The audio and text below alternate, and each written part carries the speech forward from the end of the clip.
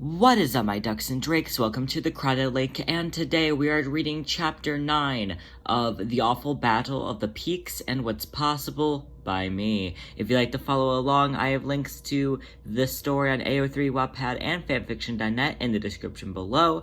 I also have a link to recommend fics for the future. It could be from any fanfiction site and written by practically any author about any fandom. We're not picky here.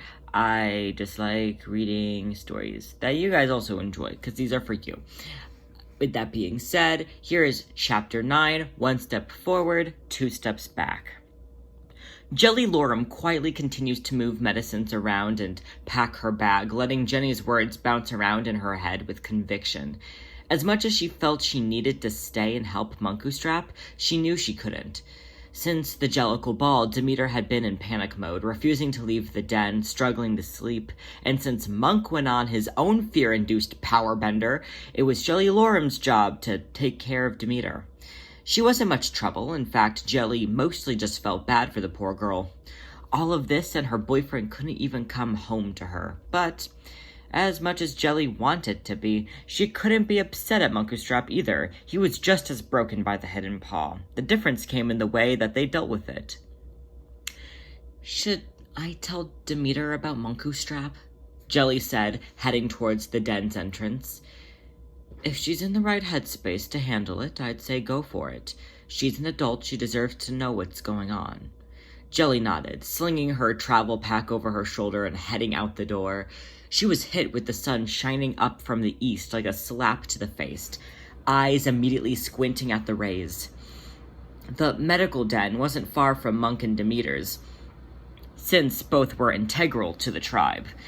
Knocking, though the polite thing to do, usually startled Demeter too much, so Jelly and her worked on a system to let her know that she was safe. She'd walk up to the window and purr against it, enough of the rumble to get her attention, but not enough to frighten her. This method of asking to be let in is especially important because of how Demeter might feel. It was less about startling her and more about how Jelly didn't know how she'd find Demeter. Sometimes she was right as rain. Other times, she was found in the middle of her own mind, in the corner of her den, trying to fight off a villain that wasn't really there, but was put in front of her by her own mind. Jelly would enter differently depending on how Demeter was doing when she came into the window. Oh, hi, Jelly." She turned, heading to the door and walking in it, letting it close gently behind her. "Hi, Demi. How are you feeling today?" Demeter was up facing a corner, working on some concoction in a pot. "Oh, I'm feeling great. The medicine you gave me is really working wonders. I like not feeling like I'm constantly a target of a murder." Jelly giggled, leaning on the counter next to her. That's good. That's how it should be."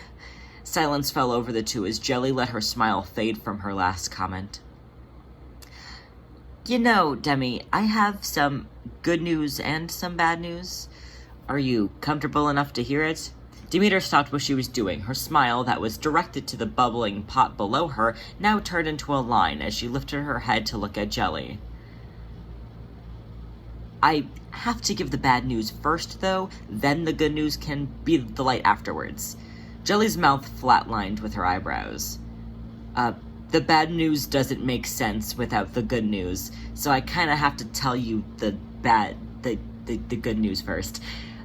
Demeter raised her eyebrow, placing a hand on her hip, indicating for Jelly to continue. "Munkustrap is back safe in the medical den. Tugger finally was able to find him and get him to come down."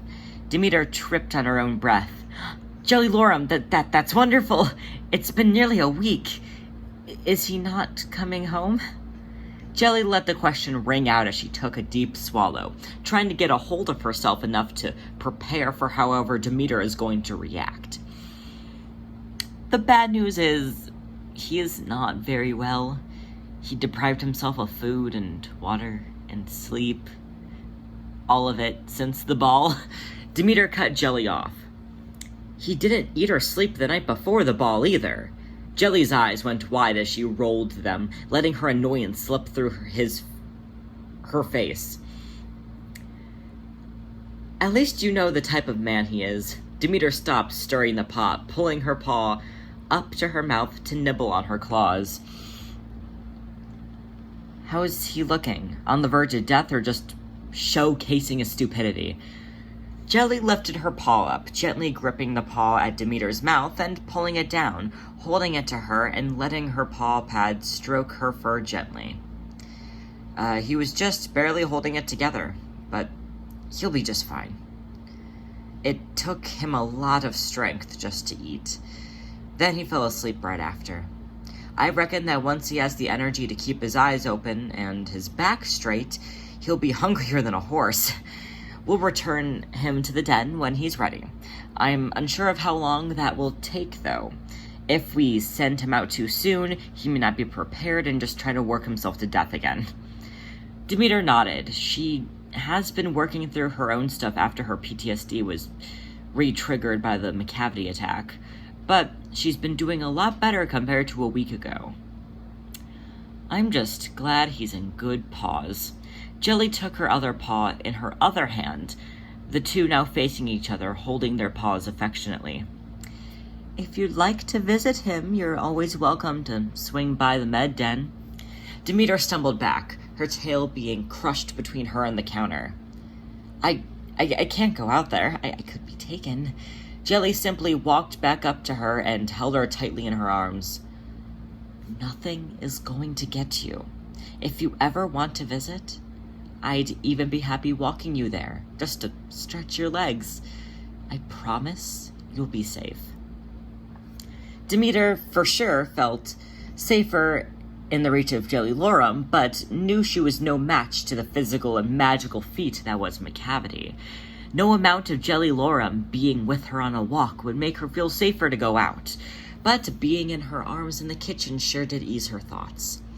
There had to be something she could do. It was pretty selfish of her not to go and support her dying husband just because she was scared. Then again, she had a reason to be scared. Some people called her thoughts delusional. Some said she was just thinking too unrealistically. The things she brought up wouldn't even happen. But they have. What would stop them from happening again? Jelly pulled apart from the embrace between her and Demeter, wrapping her paws around her elbows. Anything you need at all, and you know either I or Jenny will be here for you. I'm sure Bomballerina would also if we asked.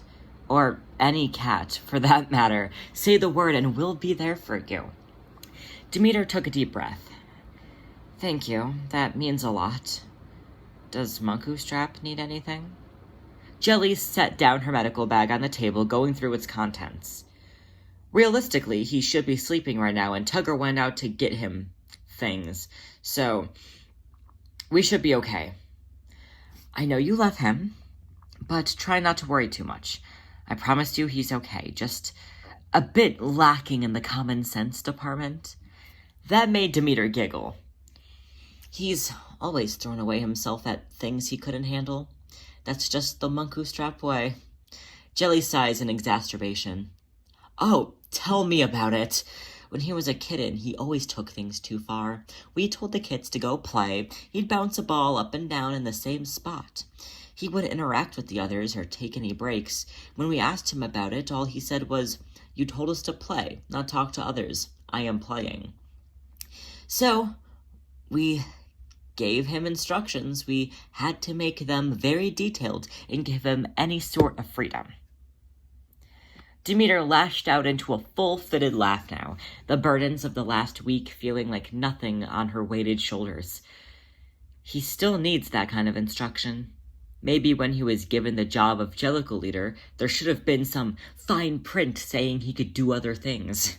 Jelly nudged her in a joking manner. Ain't that the truth? The two fell into a comfortable silence, Jelly pulling out a container from her medical bag as Demeter put the lid on the pot of weird liquid. Jelly peered over, seeing the odd purplish color. What you got in there? Demeter moved the lidded pot to sit next to the doorway. It was supposed to be a cleaning solution, but it didn't come out the way I'd hoped. Figured if I'm going to be inside all the time, I could clean the place. It'd give me something to do, keep me from going stir-crazy. Demeter looked at the bottle Jelly put onto the counter. "And what do you have here?" Jelly turned to face Demeter completely, making sure she was paying attention. "This is a type of medication that could help you. If it works right, it'll help your brain give you a better balance of the chemicals it needs to operate and function properly." Demeter kept a cold stare on Jelly Lorum. "And you just think that I'm going to let medicine have control over my brain?" Jelly took a deep breath. "Well, it's not exactly that. It's more of an aid. Like how when you would scrape your knee, you would use a bandage." "And you think my brain needs a bandage? For crying out loud, I was almost carried off by a dude who used me as his personal punching bag. I think I've every reason to be scared and hurt." "Yes, you do. I'm not saying that you don't. But what I am saying is that fear shouldn't be in control of you. You shouldn't be waking up with nightmares every night. You should feel safe enough to eat a meal by yourself, and you should feel safe to walk outside of your own house. All of those things were made dangerous for me by McCavity, and you think I should just take some shitty pill to not feel fear? So I forget what it's like to want to protect myself? That man is dangerous, and I'm lucky to be alive." Wait, no, scratch that. I'm unlucky to be alive, because now I have to live with myself every day. A me who lost my virginity to some horny scumbag. A me who can't eat without thinking it was drugged to make me more susceptible to manipulation. A me who can't sleep because, heaven forbid, I can't even escape the pain in my sleep. And yes, a me who can't walk outside because that is where the danger lives. I'm not stupid. I know McCavity could come into my house, but I'm smart enough to know I'm safer here than I am out there. Demeter stormed back, almost shielding herself with her arm, her eyes staring into Jelly Lorum like she was trying to shoot bullets with her pupils. The room grew hot and heavy, Jelly keeping her distance, knowing taking any step forward would give Demeter a reason to believe she was in danger. "I understand. What you are feeling and thinking is completely justified and valid. The choice to take medicine is, at the end of the day, up to you. You should feel comfortable with your treatment. Though I feel the need to elaborate, this isn't here to take away your self-preservation. It's to make your fear less crippling and more livable. Instead of needing to climb a rickety ladder, you have a set of stairs. Still a lot of work, but a lot safer. Regardless, I promise to you that you are safe and you are not being forced to do anything." Demeter, back up onto her nest, legs curled in, the primal instinct in her eyes faded as Jelly talked to her. She knew she was being ridiculous. Suppose that's what the medicine was for, stopping reactions from being that reactive. As much as she hated that she needed them, she couldn't deny that they'd help. Closing her eyes, Demeter took a few deep breaths and started to get up. Her knees felt heavy and strained under the weight of her shaking torso. To center herself, she squeezed her paws together in front of her. She was going to do this.